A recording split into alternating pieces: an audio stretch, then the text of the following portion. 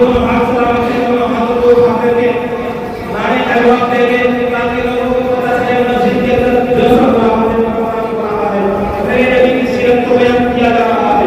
ایک مرتبہ میرے ساتھ نعرہ لگائیں ذرا شور نہیں کرنا بچوں سے مخاطب نہیں ہوں. نعرہ تکبیر.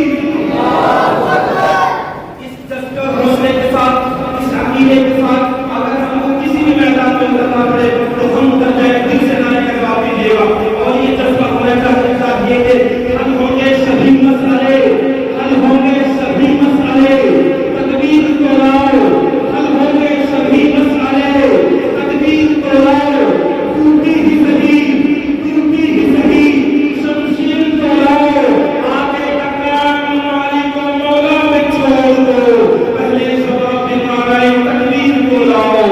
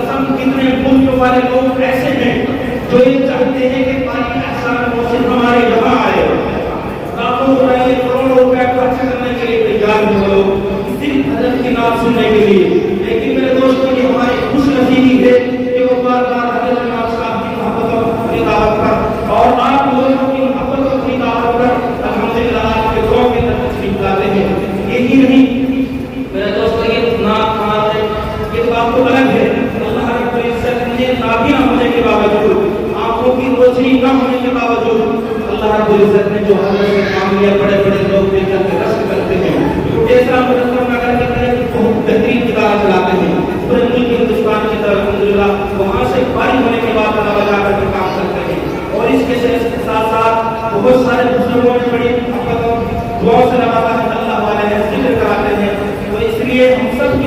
ہے، سمجھے کہ خوش وقتی ہے کہ وہ عظیم شان شخصیت فاتحہ کی نصیب فرمائے۔ اب آئیے تلاوت کلام اللہ کی آواز کو ایک مرتبہ آپ سنا کر کے بول دیجیے سبحان اللہ، ایک مرتبہ بول دیجیے الحمدللہ۔ آپ اپنا کام سنائیں گے، بہت دن کے بعد آج میں یہاں پھنسا ہوں۔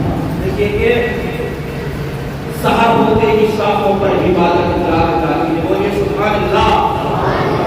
سحر ہوتے ہی شاخوں پر عبادت جاتی ہے، پرندوں کے لبوں پر بھی تلاوت جاتی ہے، اور مقرر وقت کچھ بھی نہیں اس کی نوازش کا، اسے جب بھی پکارو اس کی رحمت جاتی ہے۔